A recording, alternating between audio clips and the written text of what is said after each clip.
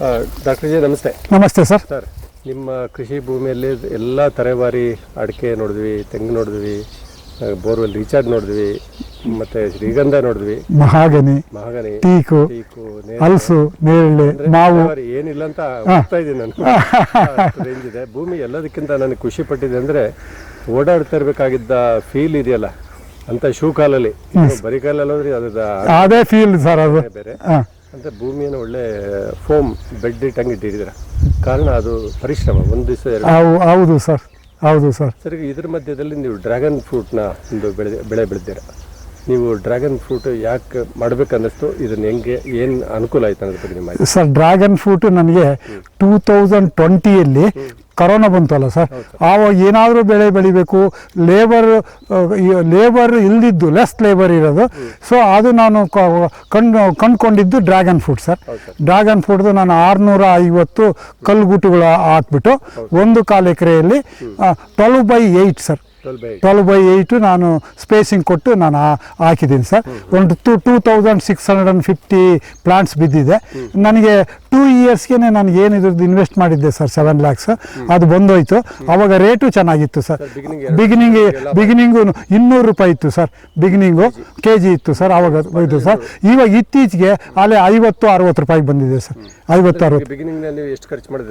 ಬಿಗಿನಿಂಗಿಗೆ totally 7 lakhs ಮಾಡಿದ್ದೆ sir. Within 2 years total 1/4 ಎಕರೆ sir.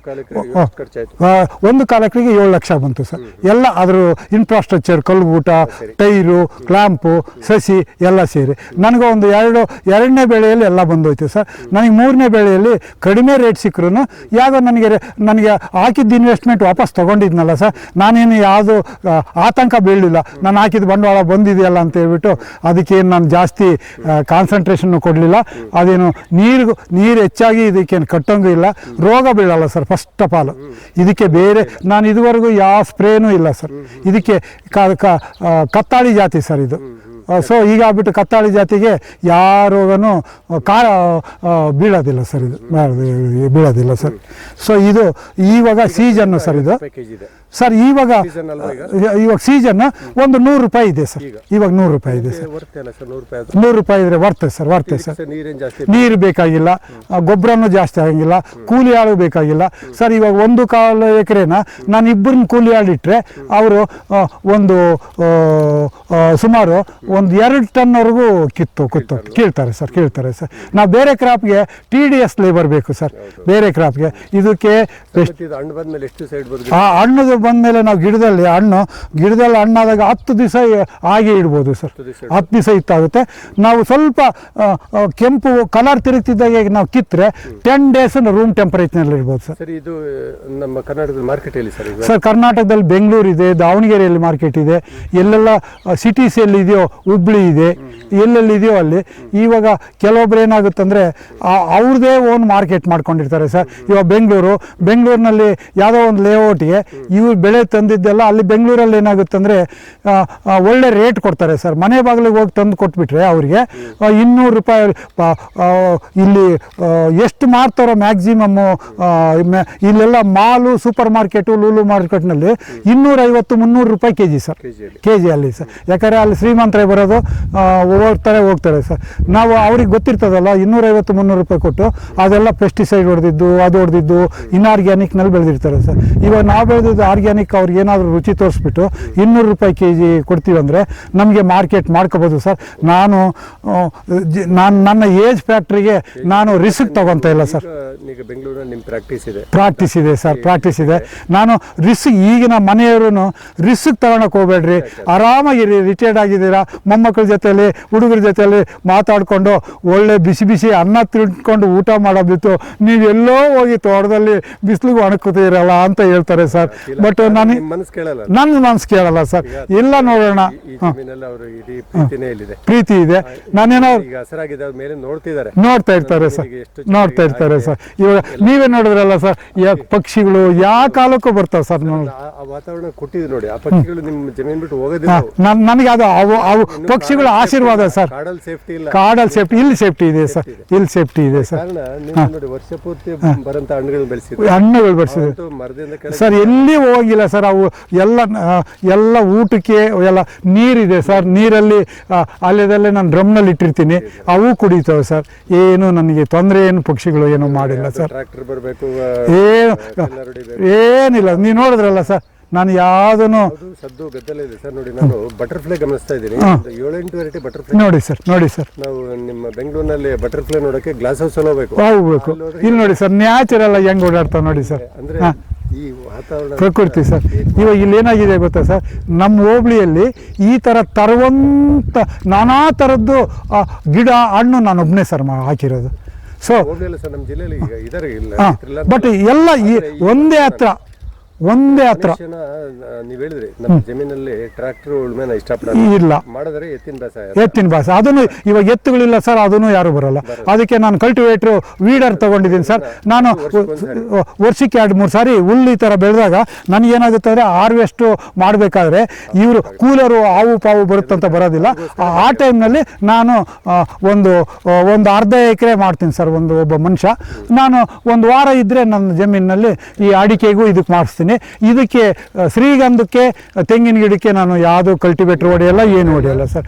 ಅಲ್ಲೇ ಒಣಗಬೇಕು, ಅದೇ ಗೊಬ್ಬರ ಆಗ್ಬೇಕು ಸರ್, ಅದೇ ಗೊಬ್ಬರ ಆಗಬೇಕು ಆ ಥರ ಸರ್. ಈಗಿರ್ತಕ್ಕಂಥ ವಾತಾವರಣ ನೋಡಿದ್ರೆ ನಿಮ್ಮ ಇಡೀ ಜಮೀನ ಅಕ್ಕಿ ಪಕ್ಷಿಗಳೇ ಬಂದು ಶ್ರೀಗಂಧದ ಮರಗಳನ್ನ ಅವೇ ಬೆಳೆಸ್ಬಿಡುತ್ತೆ. ಅವೇ ಬೆಳೆಸಿದಾವೆ ಸರ್, ಅವೇ ಬೀಜ ಪ್ರಸಾರ ಮಾಡಿ ಬೆಳೆಸ್ತಾ ಇದ್ದಾವೆ ಸರ್. ಅವು 3 ವರ್ಷಕ್ಕೆ ಹೂವು ಹಣ್ಣು ಆಗ್ಬಿಡ್ತಾವೆ ಸರ್. ಅದನ್ನು ಇವಾಗ ನಮ್ಮೂರು ಸುತ್ತಮುತ್ತ ಯಾರೂ ಹಾಕಿಲ್ಲ.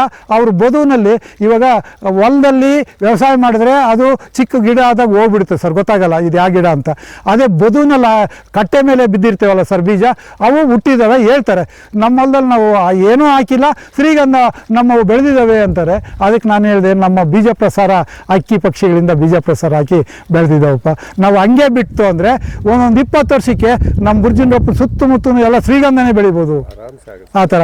ಯಾಕಂದರೆ ನಮ್ಮ ವಾತಾವರಣ ಬಿಸಿಲು ವಾತಾವರಣ sir, it is very best suitable for teak ಶ್ರೀಗಂಧ ಸರ್. ಶ್ರೀಗಂಧ ಸರ್, ಇದಕ್ಕೆ ಲೇಬರ್ ಇಲ್ಲ, ಏನೂ ಇಲ್ಲ ಸರ್. ನಾವೇನು ಮಕ್ಕಳು ಸಾಕ್ದಂಗೆ ಒಂದು 10 to 15 ಇಯರ್ಸ್ ನಾವು ತಪಸ್ಸು ಮಾಡ್ದಂಗೆ ವೆಯ್ಟ್ ಮಾಡ್ಬೇಕು ಸರ್. ವೆಯ್ಟ್ ಮಾಡಿದ್ರೆ ನಮಗೆ ವಿಲ್ ಗೆಟ್ ಕ್ರೋಸ್ ಟುಗೆದರ್ ನಮಗೆ ಇನ್ಕಮ್ ಇದೆ ಸರ್. ನೀವು ಭೂಮಿನ ಸಹ ಪ್ರೀತಿಸ್ತಾ ಬಂದ್ರಿ, ಭೂಮಿನ ಅರ್ಥ ಮಾಡ್ಕೊಂಡು ಎಸ್ ಸರ್, ಅದರ ಪ್ರಕಾರ ನೀವು ಹೋಗ್ತಾ ಇದ್ರೆ ಹೌದು ಸರ್. ಈ ಮಟ್ಟಕ್ಕೆ ಬರೋ ಕಾರಣ ಹಂಗಾಗಿ ಪ್ರಶಸ್ತಿಗಳು ಸೀದಾ ಬಂದು ನಿಮ್ಮ ಮನೆ ಬಾಗಿಲಿಗೆ ಬರ್ತಾ ಇದೆ. ಹೌದು ಸರ್, ಸಾಕು ನಮ್ಮಷ್ಟಕ್ಕೆ ಬರ್ತಾ ಇದೆ. ಖಂಡಿತ ಎಲ್ಲ ದೇವರ ಆಶೀರ್ವಾದ ಸರ್, ಅಷ್ಟೇ ಸರ್. ಆಗಿದೆ. ನೀರನ್ನ ಗೆದ್ದಿದ್ರೆ ಹೌದು ಸರ್, ಚೈನ್ ಲಿಂಕ್ ಸರ್. ನೀರು ನಾನು ಗೆದ್ದಿರೋ ಹೊತ್ತಿಗೆ ಸರ್ ನನಗೆ ಕಾನ್ಫಿಡೆನ್ಸ್ ಬಂದಿದ್ದು. ಏನು ಬೇಕಾದ್ರೂ ಮಾಡ್ಬೋದು ನೀರಿದ್ರೆ. ನೀವೇ ಒಂದು ಮಾತಲ್ಲಿ ಹೇಳ್ತಾ ಇದ್ರಿ, ಅಕ್ಕಪಕ್ಕದ ಊರ್ಲಿ ಟ್ಯಾಂಕರ್ ನೀರು ಸಿಕ್ತು. ಹೌದು ಸರ್. ಸರ್ ಇಲ್ಲಿ ಎಷ್ಟು ಇಲ್ಲ ಸರ್, ನನ್ನ ತೋಟಕ್ಕೂ ಅಲ್ಲಿಗೂ 1.5-2 ಕಿಲೋಮೀಟರ್ ಅಷ್ಟೇ ಸರ್. ಅವ್ರಿಗಿಲ್ಲ ಅಲ್ಲಿ ನೀರು. ಅಡಿಕೆ ಗಿಡಗಳಿಗೆ ಇದೊಂದು 2 ತಿಂಗಳು ಬದುಕಿಸ್ಕೊಂಡ್ಬಿಟ್ಟೆ. ನಾನು 2 ತಿಂಗಳು ನೀರು ಕಟ್ಸಿಲ್ಲಲ್ಲ ಸರ್, ನಾನೇನು ಕಟ್ಟಿಲ್ಲಲ್ಲ ಸರ್. ಅವರು ಆ ತರದ ಆಲೋಚನೆ ಇದೆ. ಹೌದು. ಮತ್ತೆ ಈರೂರು ಡ್ಯಾಮ್ ಇಂದ ನೀರು ತಂದು ತೋಟ ಉಳಿಸ್ಕೊಳ್ಳೋ ಪ್ರಯತ್ನಗಳು ಮಾಡಿದ್ದಾರೆ ಸರ್. 20,000 ರೂಪಾಯಿ ಒಂದು ಟ್ಯಾಂಕರ್. ಹೌದು sir.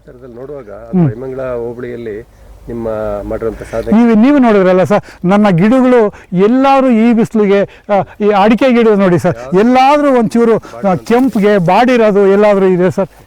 It is due to organic sir, ಇನ್ನೇನು ಇಲ್ಲ ಸರ್. ಇದರಲ್ಲಿ ಎಲ್ಲ ಗ್ರೀನ್ರಿ ಆಗಿದ್ದಾವೆ ಸರ್. ನನ್ನ ಯಾವುದೂ ನೋಡಿ ರೋಗರಹಿತ ಗಿಡಗಳು ಸರ್, ನನ್ನವೆಲ್ಲ ರೋಗರಹಿತ ಸರ್. ಆಗ್ಲಿ ಸರ್. ಡಾಕ್ಟರ್ ಸರ್, ನಿಮ್ಮ ಹತ್ರ ಮಾತಾಡ್ತಿದ್ರೆ ಅಷ್ಟು ಅಗಾಧವಾದಂತ ಮಾಹಿತಿ ಇದೆ. ಮುಂದಿನ ದಿನಮಾನಗಳಲ್ಲಿ ಇನ್ನೂ ಬೇರೆ ನನಗೆ ಇನ್ನೂ ಒಂದು 10-15 ಕಂಟೆಂಟ್ ಇದೆ ನಿಮ್ಮ ಹತ್ರ. ಆಯ್ತು ಸರ್, ಆಯ್ತು ಸರ್. ಯಾಕಂದ್ರೆ ಚಿನ್ನದ ಗಣಿಯಲ್ಲಿ ಚಿನ್ನ ತೆಗಿತೀವಲ್ಲ, ಒಂದೊಂದೇ ಪದರ ಬೆಳೆಸ್ಕೊಂತ ಹೋಗ್ತಾ ಇದ್ದೆ. ಹೌದು ಸರ್.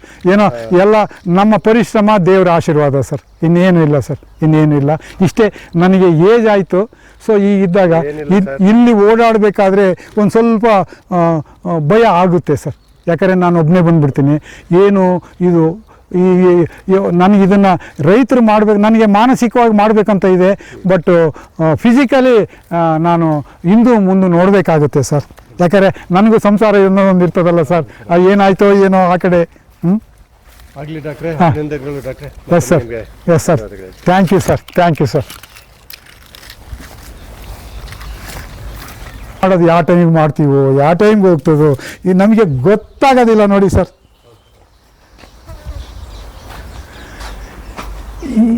ಈ ವ್ಯೂನಲ್ಲಿ ತಗೊಳ್ಳಿ ಸರ್, ಇವು ಅಡಿಕೆ ಗಿಡದ್ದು.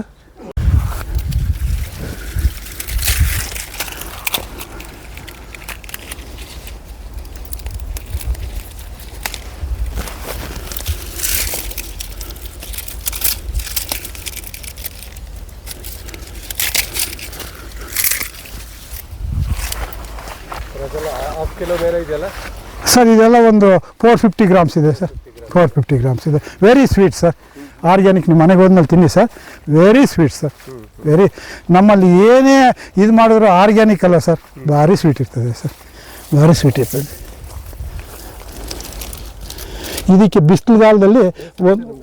ಬಿಸಿಲುಗಾಲದಲ್ಲಿ ಒಂದು ಸುಣ್ಣ ಹೊಡಿತೀವಿ ಸರ್, ಇದು ಟೆಂಪ್ರೇಚರ್ ವಿತ್ ಸ್ಟ್ಯಾಂಡ್ ಆಗೋಕ್ಕೆ.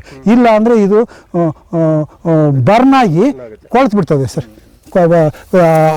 ಇದಕ್ಕೆ ನಾವು ಕೋಲಿನ್ ಅಂತ ಪೌಡ್ರ್ ಇದೆ ಸರ್, ಅದನ್ನು ನಾವು ಸಿಂಪಡಿಸ್ಬಿಟ್ರೆ ಒಂದು ಬಿಸಿಲುಗಾಲದಲ್ಲಿ ಫೆಬ್ರವರಿ ಟು ಮೇವರೆಗೂ ಒಂದು 5 ಡಿಗ್ರಿ ಸೆಂಟಿಗ್ರೇಡು